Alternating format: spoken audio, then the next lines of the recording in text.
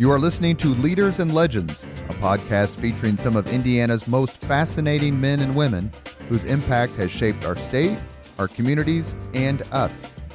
Join us as we discuss their imprint on our history. Leaders and Legends is brought to you by Veteran Strategies Incorporated, your local veteran business enterprise specializing in public relations, media relations, public outreach, crisis communications, and digital photography. My name is Robert Bain, Principal of Veteran Strategies, former Deputy Chief of Staff to Mayor Greg Ballard, and Communications Director for the Indiana Republican Party. I'm honored to be your host for our discussion. You're listening to Leaders and Legends, a podcast presented by Veteran Strategies, a local veteran public relations enterprise, and sponsored by Girl Scouts of Central Indiana, the Crown Plaza at Union Station, and McAllister Machinery, your friendly neighborhood Caterpillar dealer. We are here with someone who, when I told other people we were coming to talk to her, to Sallie Rowland, the immediate reaction was, "Oh my God, she's wonderful. Oh my God, she's wonderful." And that came from people like Greg Ballard and P.E. McAllister and others. And we are very honored to have Sallie Rowland on the podcast today. Thank you, Sallie. Well, thank you very much. I am joined today by my co-host, the wonderful Danielle Shockey, who is preparing as we speak for questions. And at this point, I should say, take it away. Oh, my goodness gracious. Thanks. Thank you. And thank you, Sallie, for letting us come into your home Absolutely. and talk to you today. So just to give our listeners of Leaders and Legends some context, talk about where you grew up, college, career, just kind of your story, if you don't mind. Okay. Well, I'm a Marylander. I was born and raised in Baltimore, Maryland. My parents lived in the East for about 18 years, which is where I came along, and then they moved back to Indiana when I was about out of high school. Terrible time to move. 3 different high schools, not good. At any rate, that's how we ended up back in Indiana. Tell you the truth, one of the groups that I got acquainted with were the Girl Scouts. And a couple of those were a year ahead of me. They'd gone off to IU, and they invited me down for a weekend. I took a look at the place and said, "But this is it." I went to IU. I had a mother who was a real jewel. I graduated from college in 1954, so high school in 1950. And that was the point in time when women, for the most part, were teachers or nurses or secretaries. I couldn't type. And nuns, yeah, I didn't think about that. And my mother said, "Sallie, we've got to figure out what you can do for a living where a woman can make a decent salary so you get off in the right direction." And I remember going through the Baltimore Sun classified ads, seeing what jobs were open and whatnot, and it appeared that one of them would be to go into being a buyer for a department store. That women stood a pretty good chance of that position. It looked like it paid pretty well, so that's what my major was in college. They called it textile merchandising at IU, but that's where I was headed, and I even had an internship at Wolf and Dessauer, which was the department store in Fort Wayne, which is where my folks lived. And I enjoyed it, but then at the last minute, see, I minored in interior design, which is all you could do at IU. So I'm a graduate of the business school with a minor in interiors. And when I was about to accept the position in Fort Wayne, my interior design prof indicated that there had been a gentleman in from Indianapolis, his name was John Ober, who owned an office furniture firm, and they were looking for somebody to do color coordination for offices. And I'm going, who ever heard of that? I mean, truly. Aren't they just all steel gray back then? They were. Yeah. And so I was, that old right place at the right time. I didn't know what in the world they were talking about, but I went up for an interview and was just overwhelmed at what I saw in their showroom, which was a program that was out of Grand Rapids, Michigan, for Steelcase and Stowe Davis dealers to sell executive office furniture. And it was beautifully done. And I had to give it a try. And I have to tell you that Indianapolis was the last place I wanted to work because I had been up here and it was just so dull. And I purposely hadn't taken any interviews. Compared to Fort Wayne? Fort Wayne was ahead of Indianapolis at the time, believe it or not. So anyway, that's how I got to Indianapolis. And the position, of course, grew. And so did the company. And I was with them for 10 years when I decided, well, my first son was born, for one thing, Eric. And then Jason followed him about 3 years later, 2.5 years later. And I didn't want to go back to Business Furniture Company, partly because when you're a dealer, you have to maintain a certain volume of business in order to maintain those dealerships. So for every client that came in, you had to show them certain lines of furniture, some of which would be fine. But as it became evident to me, and by that time, I think we had about 5 people in the department. There are a lot of people that the solution wasn't even to buy anything. It was to redesign what they had and repurpose what they had. And so I felt that there was a bit of a conflict of interest there, that you were selling just what you could get rather than not necessarily what the client needed. So I started the firm with the idea that we were selling good design. We were not selling product, which is still the way the firm is, which is 50 years old now. So that was kind of an entirely new direction to go, where basically we were paid for our knowledge and our ability, and we weren't paid for product in the way of furniture. So when you say you started, just for our listeners, you started Rowland Design. That's right. And what year did you start this as I'm guessing much of a trailblazer? It's a word that's used to describe you. Well, legally, the firm was established in 1968 when another thing that's important, I had a husband who was so supportive, and that's not typical of my generation either, because I was working initially out of the house, and then as my boys came along, I was having problems. I can't close the door in their face. So I either had to get out of the house and establish an office where I could have the right kind of care for them, or let it go. And my husband said, don't let it go. Go after it. So that's very special to have some. What did he do? He's an architect, but for a different firm, and we never were in the same firm together. So when you took your location, because you also are quite a historian, or I guess I would say preservationist, would that be the right phrase? Sure. Mm-hmm. So when you first took your firm, is Lockerbie Square where you went for the first location? No, initially we were in a building on College Avenue. Okay. And about the 4000 block or something. It was a couple of buildings that had been put together. Mm-hmm. And we were there for a few years. My original partner in business was Bill Hawkins, who was an industrial design graduate from the University of Cincinnati. Fabulous talent, could do all kinds of things I couldn't do. And so the next place we went was to a building we bought on East 38th Street, so it was handy for him. You got to do things like that. And then the next move was downtown to Lockerbie Square. And we were the first firm to take a historic building and redesign it and establish it for commercial purposes. That's hard to believe, isn't it? But we were.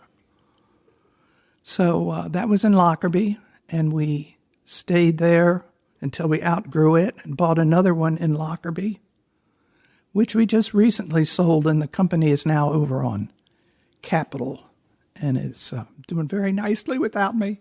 I'm glad to say. So describe downtown in 1960. What was downtown Indianapolis like? You already mentioned you didn't want to live here or work here. Just nothing. I mean, there was nothing going on. It was just,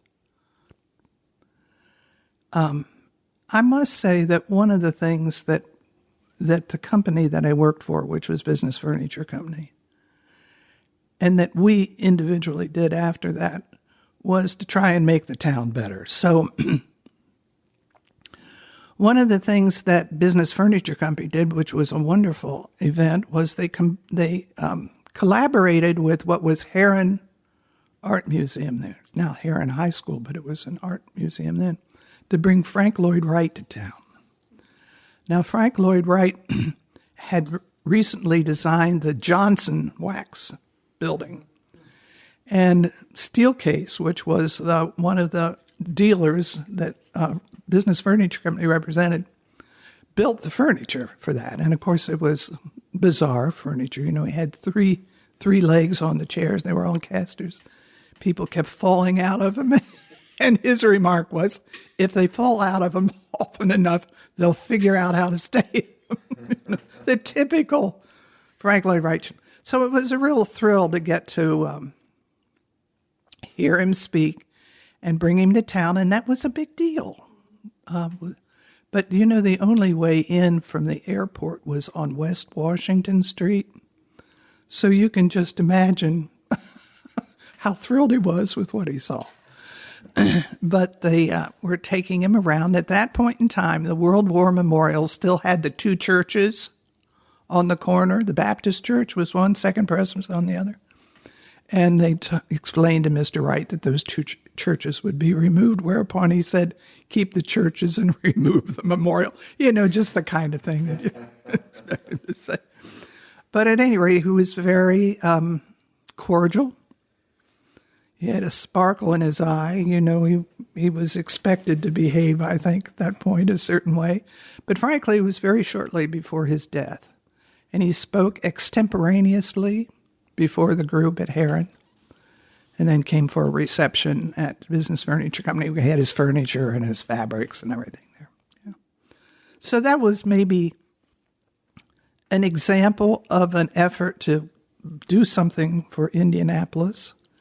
And certainly the group under Hudnut and the movers and shakers there who came up with the brilliant idea of the amateur sports capital. And, you know, I was just seeing a picture the other day when we had the Pan Am Games. I think that that's the first time a lot of people had ever been downtown that live in this town. And it was sensational. Do you ever remember a guy by the name of Larry Conrad? Did you ever hear that name?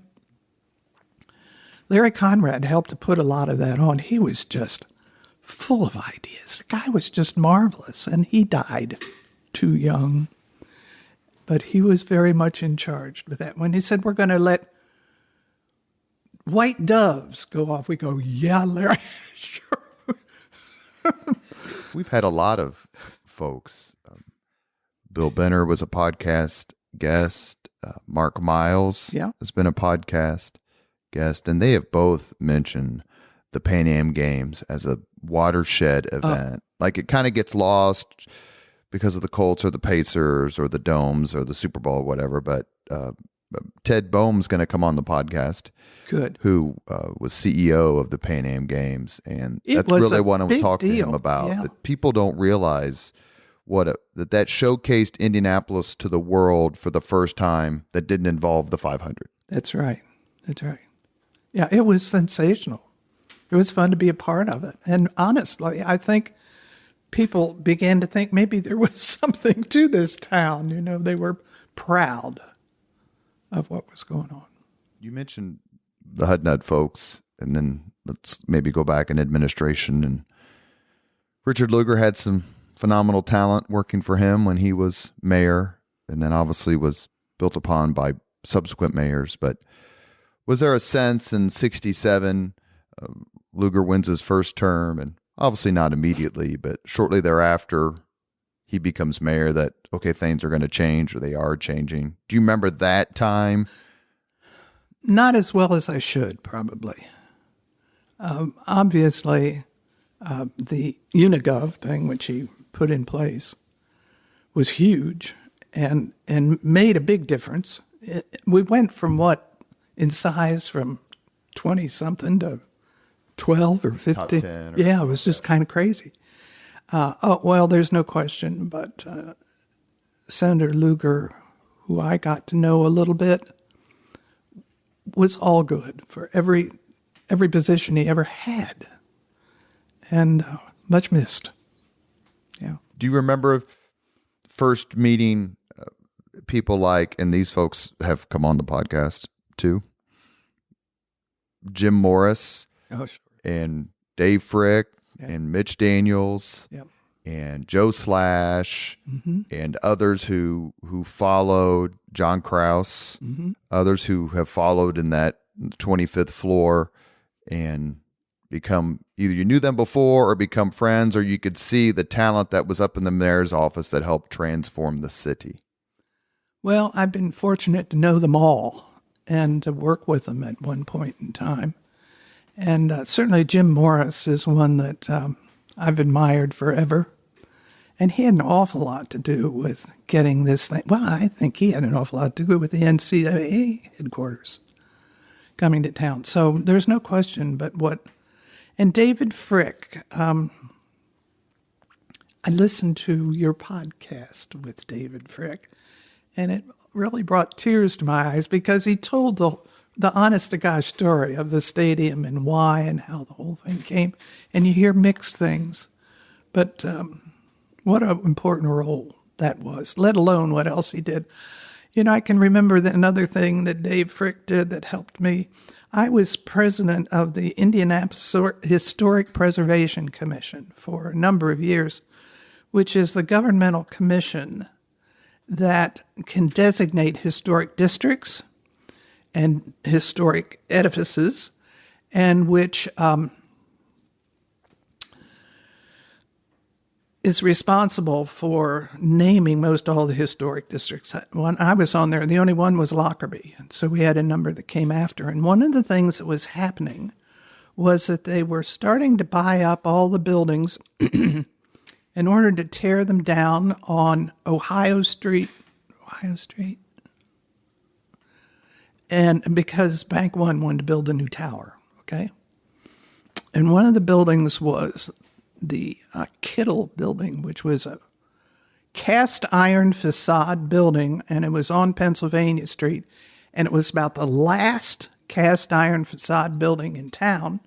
And Indiana Landmarks, which is the private organization throughout the state, was trying desperately to save it. The wrecking ball was on its way, and all the efforts to try and get Bank One to let us just have the thing. We said, we'll take it apart, which is frankly what. But the day before that wrecking ball arrived, we'd exhausted everything. I called Dave Frick and I said, David, we're desperate. Can you pull any string? Do you have anything you can do to try and save this building? Landmarks will take it apart. We'll store it so it can be used again. And Dave Frick got the job done. So finish that. What happened to the facade of the building? And could we see it now if we wanted to? Yes, you could. Yeah, fortunately, Landmarks took it apart, saved it in the field for years, and then when the Circle Center Mall went into reality, then that facade was put back together and used, and it's on the Meridian Street side. It's interesting.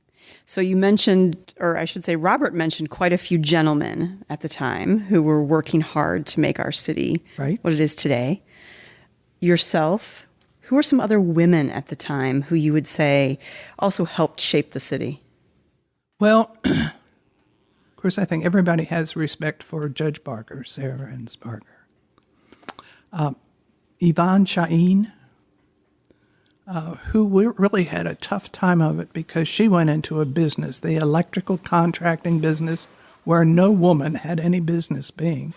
Her husband had died quite suddenly, and she took it over. And she's just an amazing person. And what she's contributed and what she's accomplished is wonderful. There weren't very many of us, I have to tell you, and frankly, a lot of the mentors that I've had through the years have been men. So it's been said that when people think of you as a community leader, that you're one of those people who quietly goes about your business. You see what needs to be done, and you go about doing the work. How did that play out? How did that come to be? Where did you get what I would say your philanthropic, your just that part of you outside of being a business owner? Well, obviously, if the whole community can be healthier, you as an individual are, and so is your business, if you want to look at it from the business perspective. But if you've got to give back, I mean, good heavens, how many people helped me along the way? And so you need to do the same. And I think it's important maybe to get into an area that you're passionate about. And I was asked to be the first woman in a number of them, which I kind of felt maybe I was over my head, but they didn't think I was, so there you go.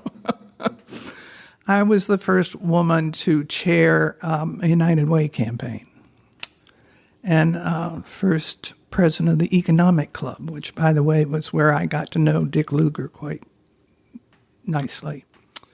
And so there are a number of those kinds of opportunities. SKL program, I was the first woman moderator. And my hope is, and of course, I think maybe a place where I made a difference was in the present Historic Preservation Commission, which were quite heated meetings. And I tried to be fair, but I tried to reach a conclusion and get something done and be firm about it. And I think maybe that was observed. And so that opened maybe other opportunities. Those HPC meetings can be a real rumble if you've Oh never my seen gosh. one. Yeah. It's usually, I've had to do PR for a few clients and go before them. Susan Williams was or is She is the head now. of it. She wasn't when I was there, yeah. And there's no day at the beach sometimes No. because you're pushing hard for something that you think is beneficial for the city, and they're kind of pushing back, like saying your definition of beneficial does not meet our definition of beneficial. Yeah, I know. But it's important. I really feel that the fact that the historic districts downtown, the Old North Side, Chatham Arch, even the one on the south side, Fletcher Place, which was slower to catch on, they've all become the nucleus for the downtown residential development. And if we hadn't saved those areas and made them desirable and made them part of what Indianapolis is all about, it would have looked like, I can remember someone saying, if they don't quit tearing buildings down, it's going to look like this town was established in 1975. And so your history is part of who you are and part of what makes you unique. And so I really feel that the role that historic preservation has just been really important in the ongoing growth and success of downtown Indianapolis. Yeah. Is there a historic preservation, I guess, project that didn't go the way you had hoped that you now look back on and say, that's the one I wish we could have saved? Well, this was before my time, and I don't think the Preservation Commission was active then, but the one I always hear about was the English Hotel that was on the Circle. That was before I ever got here, so I don't know what it's all about. But that's the one that those old-timers around town do remember. One of the buildings that we saved was the Circle Theater, and they came to us wanting to tear it down. And yeah, Just the thought of it. the thought of it. So I hauled the commission over. Let's go look to see what the Circle Theater is looking like these days. Well, it was all painted gray, but you could look up there and see that the details of that interior were still there. It was a movie theater then. I remember the movie that was on, they were hanging corpses on hooks in a cooler, and I thought, oh my God, got to save this theater. So obviously we quickly put it on the National Register. We denied their request to demolish it. And the person that I really give some sincere credit to for saving it was Zane Todd. And Zane Todd was chairman of IPALCO, Indianapolis Power and Light Company, which was the next door neighbor. And he could see some merit in having a good neighbor there. And so they're the ones that saved it to begin with. And then Steve Hilbert came later. Mm-hmm. Yeah. He came after it was all restored. Yeah. Is there any trajectory right now in any city growth in any area that you wish could be thought about differently? Whether it's the Coca-Cola bottling area or some of the new buildings they're talking about tearing down near the Children's Museum or... Well, okay. Those get to be sticky wickets. Yeah, that beautiful apartment building on Meridian Street that the Children's Museum wants to tear down. Well, I understand that it's in terrible condition on the inside. And I know that there have been efforts to try and get a developer who would take it on. Apparently, it has been allowed to get in such awful condition that the cost of renovating it is beyond anybody wants to tackle. It's too bad that was allowed to happen, but that's the way it is, and you just hate to see a building which architecturally is quite attractive. I don't know that George Washington slept there or anything of that sort, but or if Richard Lugar even stopped there. But it's kind of sad to see those things happen, and but there are quite a few of them that we've saved, and if you look at the 10 most endangered list that Indiana Landmarks publishes each year, that's statewide, of course, because it's a statewide organization, but so many of them have been saved that would have just gone if it hadn't been brought to someone's attention. A lot of what Landmarks does is just buy the building and stabilize it until they can find someone who can find another use for it, but still maintain the integrity of the building. So, how about the mall? What vision would you have for the Circle Center? The Circle Center facade has the some beautiful spots. there. Right, it's beautiful. The facade's there. We did our bit. I don't know what to tell you. Of course, I was thrilled when Nordstrom's came. And I think when they were downtown, we had people coming up here from Cincinnati and everything. But for whatever reason, it was a business decision that I thought was sad. And they're having trouble, obviously, keeping. I don't know. I would hope that maybe with the increased number of people that are living downtown, that maybe there would become a greater need for different kinds of shops in that mall than have been. They've been catering to maybe convention trade. But there are a lot of people living downtown. They need furniture. They need hardware stores. They need all these things. I'm not sure. But yes, I hope it succeeds. So you mentioned yourself that you were the first woman in a lot of ways, first of many different responsibilities in our city. Do you think, what's your opinion, I guess? Have we come far enough? When will we stop introducing women as the first blah, blah, blah? I think we're past that to some extent. Yeah, I think we're past that. I tell you, I'm just amazed at what so many really great women are accomplishing. I mean, look at Elaine Beadle. I mean, my gosh. And there are just a number of women that are now in a leadership role. And it's interesting to me that a lot of them got that way when some of our corporations were sold. And you could be sad about the corporations being sold, but out of it came some interesting things. When IPL was sold, the first CEO was Ann Mertlow, a woman, for crying out loud, running a public utility. You know, that sort of thing has happened. Connie Bond Stewart is running PNC Bank. it's just very refreshing, frankly, and I'm in awe of these women. You're listening to Leaders and Legends, a podcast presented by Veteran Strategies and sponsored by Girl Scouts of Central Indiana, the Crown Plaza at Union Station, and McAllister Machinery, your friendly neighborhood Caterpillar dealer. Do you have some favorite buildings downtown? You know, one of the things that's happened in the last decade or so is more walkability, more connectivity, those damn scooters, bicycle riders, various things. So you see more of downtown than you did 30, 40 years ago. It's just easier to get around. So you can kind of take in some of these amazing buildings that our city has.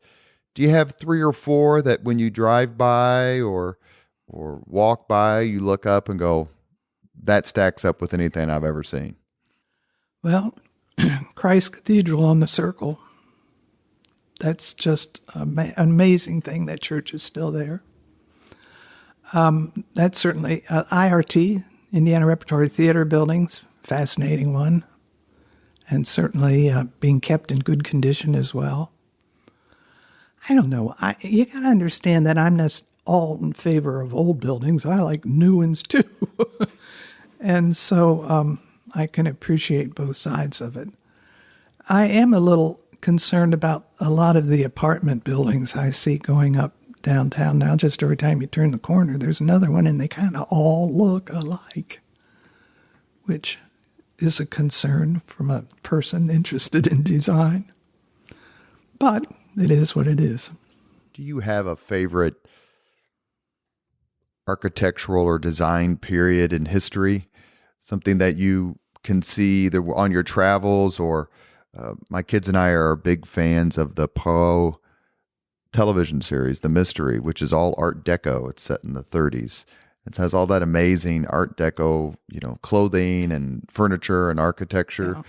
And there are obviously a lot of different examples, but are there ones where you look back on and go, wow, they really looked good in that era? Well, fashion-wise, I do think the 20s was terrific. And the cars that they made back then, just gorgeous things. I don't know. One of my problems is I like a lot of different periods. So I like to mix things too. And so to say that there is a favorite, I have to tell you, I don't think I could live in a Victorian house. They're too dark and the rooms are too small. But they worked for them at the time. It all is reflecting the living. I like a lot of the arts and crafts style architecture, which is kind of getting a rebirth. I am a Frank Lloyd Wright fan. There's no question about the influence that man had is just still with us. As an individual, he wasn't so nice, but as an architect. Geniuses usually have a Is that bit the of an problem? edge to them. I am Pei, do you? Yes, yeah. I admire his work very much. I'm not so sure about Frank Garrity and all of his crazy aluminum buildings. Some of them are really well done. He's and destroying others are the just Eisenhower Memorial in D.C. D.C. Yeah. Do you subscribe to the Starchitect criticism? Some of these architects make it about the promotion of them and their brand as opposed to the building or the project. Well, probably my favorite architect was Eero Saarinen.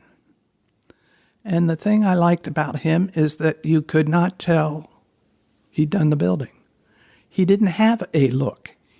And frankly, that's been my philosophy as an interior designer is not everybody is alike. And so all these things shouldn't look alike. You should get to know the individual or that company, find out who they are. And what you do is reflect who they are, not look like everybody else. And so that was one of the great gifts of Saarinen. He did the TWA Tower. He did the Arch, of course, in St. Louis, but then he did the Concordia Lutheran College up in Fort. Well, you just don't look at these things and see a look. which you do with an awful lot of the architecture. You can kind of tell who did it because there's a great similarity. The point is, if you like that look, I guess that's okay. When I think it's called 360 Market Tower, the big apartment complex there on the old Market Square site, when they were deciding what to do with that space and they had kind of decided that they wanted it to be what it turned out to be. At the time, Mayor Ballard says, no right angles. He wanted something that looked different. Yeah, and it does, and I think it's very nice. Probably of the new architecture I see going up for apartments, it's just way ahead of everything else, in my opinion. I haven't been in it to know how it functions, but aesthetically, I think it's lovely. You think that it's easy to get in a rut, especially in Indiana? There's so much limestone, and if you can make a square limestone building, you can do it so much more cheaply than have a little bit of creativity and that sort of thing. Is it hard to break out of what is either cost effective or maybe expectant in the people's eyes? Well, I think an awful lot of work that is done is being done by developers. And they have a limited amount of money that they're going to spend. And it drives things, I think, to kind of look more alike. And in many cases, they intend to sell these things within a given period of time. So they want something that they think would be easy to sell. So I'm not sure that that always encourages creative design. I'm going to ask you, and then I'm going to turn it back over to Danielle before we do the 5 questions at the end. But do you remember when you walked into a meeting and you were the only woman in the meeting? And then there was another woman in the meeting. And then there were more women in the meeting. And meetings where decisions were made. You remember what that felt like to you to start to see, it was kind of cool to be Sallie in the room and it's just me and they had to listen to me. But you know what? Now I'm sharing this responsibility and we're all prospering because of the diversity of leadership in the room. What was that like? Because as Danielle said earlier, you're talking about the founding of Indianapolis and the people who turned it around. There's just a group of people who did it. But eventually that changed. And what was it like for you when you saw it changing? Very encouraging and a happy day. One of the opportunities that I've had was to help establish the Central Indiana Corporate Partnership, CICP, which was in conjunction with Lilly Endowment. And it replaced the old Corporate Community Council, and it looked at a different way of doing economic development. And that organization now has a great number of women that are part of it, including the officers of it. It's just so encouraging. If anything that's frustrating, it is that there aren't as many women who are heading CEOs, because that's who you have to be in the Central Indiana Corporate Party. You have to be present, the CEO, the one that makes the decisions. That there aren't more of them in manufacturing or in the kind of organizations that are part of that organization. We always wish there more. But we're making progress. We really are, and a lot of them are in the leadership roles. And the more you see of that, the more it's so encouraging. I think men have figured out that there are a few women around that know what they're doing. Yes, there are. Across the table from me. Go ahead. Well, I was going to say, Sallie, I think you failed to mention the beautiful work that your firm did with the Girl Scouts Leadership and Learning Center. Thank you. It's beautiful, the facility I get to go to work in every day, thanks to your work. Not my work. Your firm's work, right. But to Robert's point, it was very much designed to meet our needs and to fulfill what has the feel of a Girl Scout, what you would expect. It's in the outdoors. It has elements of our brand, but in a beautiful way. So Thank you for that. My son Eric is the architect on the building. It's beautiful. We're lucky to work there every single day. Thank you. So if your children, so you already mentioned, your husband played a different role for that time in life or that time in history, right? Yeah. What would your children say about you as their mother? How would they describe you and the trailblazer that you are? Well, that's a scary thought.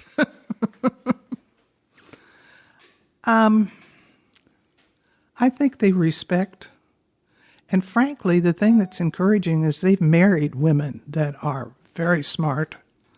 And so maybe I help set a pattern there that we're not all beauty queens, but maybe we have something else to contribute.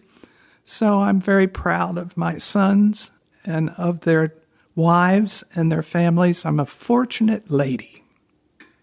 How many grandchildren do you have? I have 5.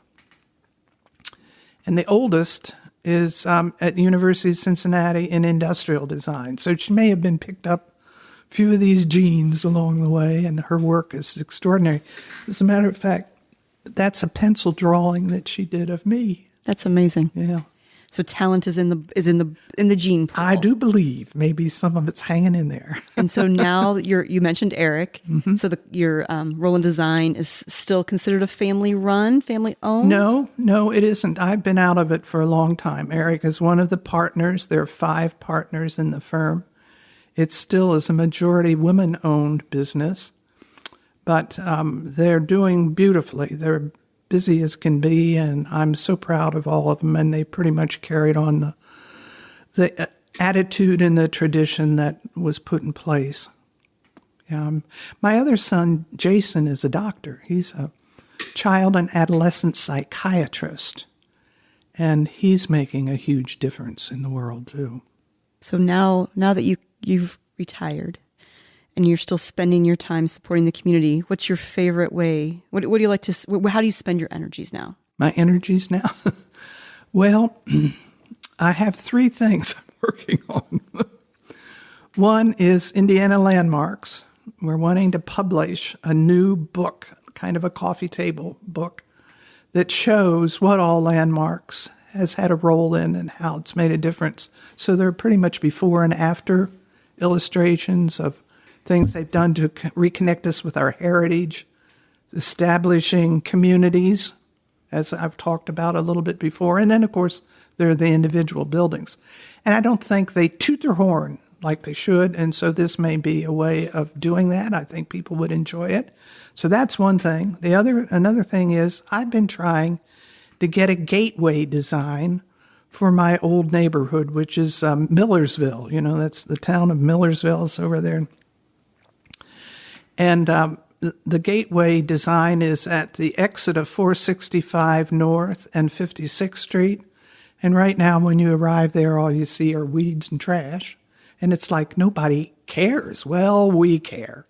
And so we have a design in place that features primarily the city of Lawrence, because that's where their main exit should be. And I think we're going to get it done. I'm so happy. I bet you will. And then the other thing I'm working on is in my old neighborhood of Brendanwood, which is a historic neighborhood. We've established a Historic District Foundation, and so we're in the process of saving the things that are significant to its history, and they've kind of fallen maybe behind in what they should be doing maintenance-wise. So that's what I'm doing. I didn't think you would have slowed down, so it sounds like you're pretty busy. That's great. Thank you for telling us all your stories. Well, thank you for being interested. Absolutely. And Robert? Well, is there a particular, the show's called Leaders and Legends because those are the folks that we want to talk to and chronicle what they've done. And we've been very lucky because the folks who have said yes have really enlightened. I get so many messages saying, I never knew that, or I didn't know that person. It's one of the reasons that I really wanted to do the podcast with former deputy mayor for Bill Hudnut, David Frick. Mm-hmm. Like, you do understand this is the guy who brought the Colts to Indianapolis. And he's the guy who called the Simons to say, you got to buy the Pacers or they're leaving. That's right. Is there a particular, and I can't wait to talk to Judge Barker, who's agreed to come on December 5th, I believe. And I'm going to be pretty nervous because, she's fun. She's a formidable You'll enjoy figure, it. to say the least.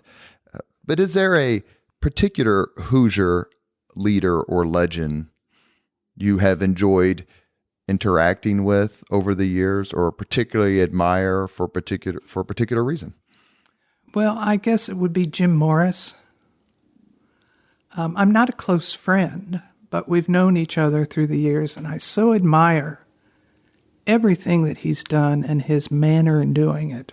I think he's made a huge difference in this city.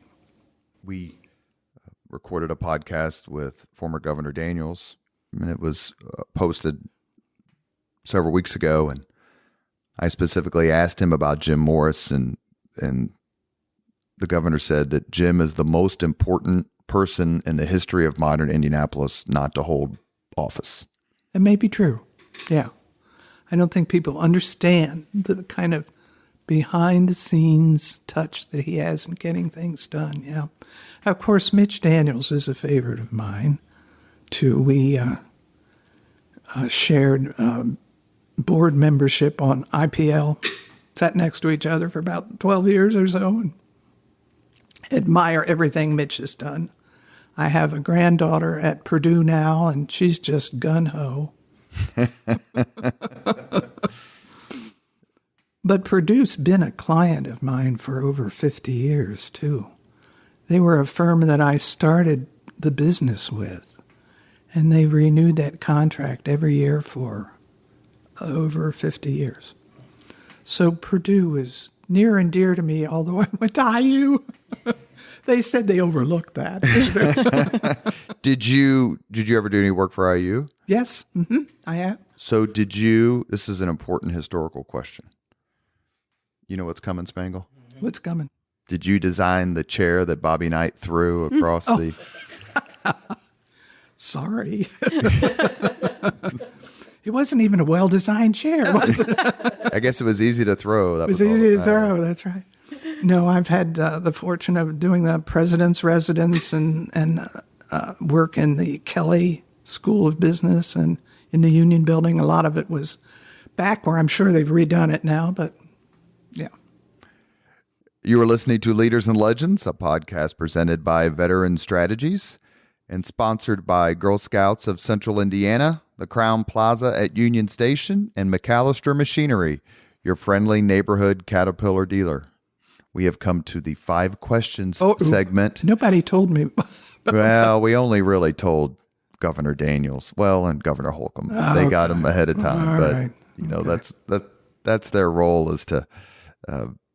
We didn't want them to be unprepared, but we asked the same 5 questions of everybody. Okay. And so, Danielle? And to be honest, they're not scary. Okay. What was your first job? My first job was in a florist shop, and it was at Christmas time, and I was asked to put bows on the poinsettia plants. And it was a brother and sister that owned the shop. And one of them would come through and say, "That's too skimpy a bow." And the other one would come by and say, "You've got too much ribbon in that bow." And I think I mouthed off and got fired. That's interesting. All right. What was your first concert? First concert? Good heavens. Well, when I was at IU, let's see if this helps any at all. When I was at IU, if you were volunteering as a usher and you had to wear the black skirt and white blouse, you could go to all the concerts. So frankly, I think maybe those were the first ones. Okay. Yeah. If you could suggest any book, what book would that be for someone else to read? Interesting. I read a lot of McCullum's books. As a matter of fact, I just finished one. Oh, David McCullum, David the historian. McCullum, yes. And I haven't read one yet that I didn't enjoy. I particularly enjoyed the one on Truman, who was an interesting character. I remember him when he was president and how he was kind of scoffed at and whatnot. But in retrospect, probably one of the best ones we ever had. All right. Well, this question might tie in a little bit then. If you could witness any event in history, be there as it happens in person, what event would you choose?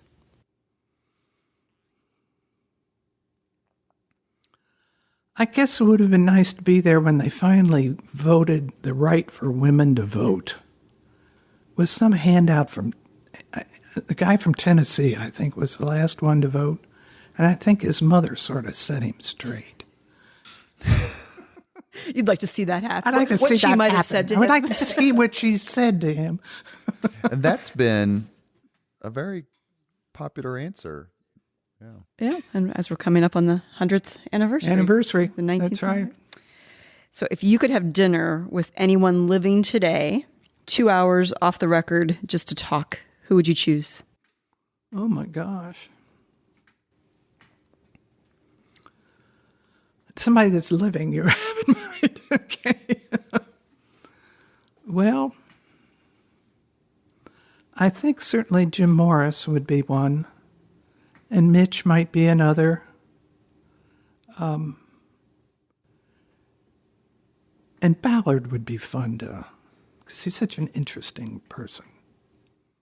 We might have to do a reunion of podcast guests so Sallie can have dinner with those three. Yeah. That's true. And Mark Miles and Allison. Miles, yeah.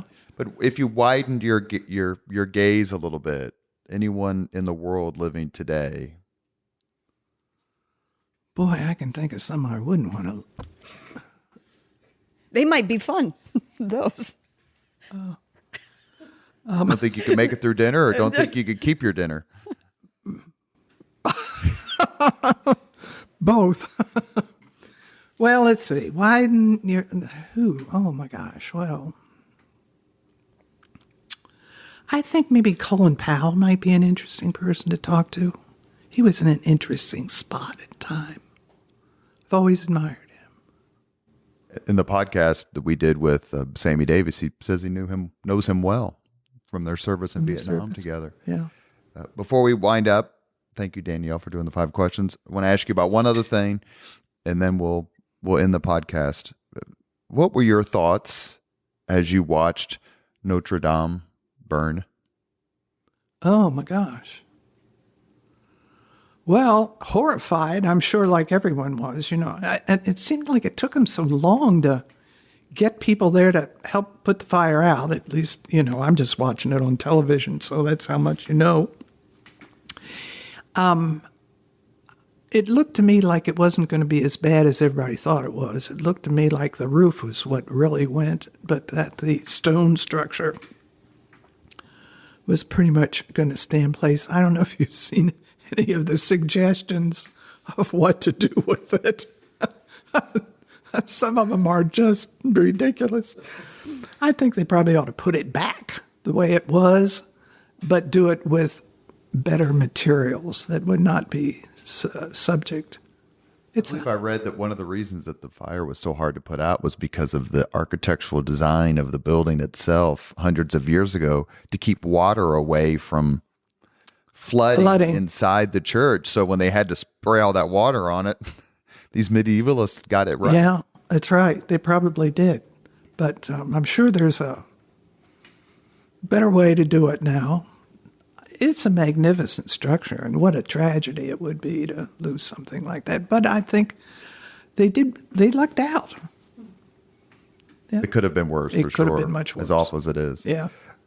Sallie Rowland, thank you very much for joining us on Leaders and Legends. It's been an honor to talk to you. You're very kind to let us in your home, and I wasn't fabricating anything when I mentioned all the people who wanted me to tell you hello, and that's the esteem you're held by so many folks who've made a difference in this city and state because they acknowledge the difference you've made in this city and state. And thank you.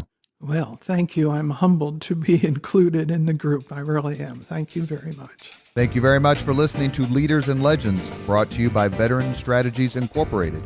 If you want to contact us about this program or our menu of public relations services, please send us an email at robert@veteranstrategies.com. That's robert@veteranstrategies.com.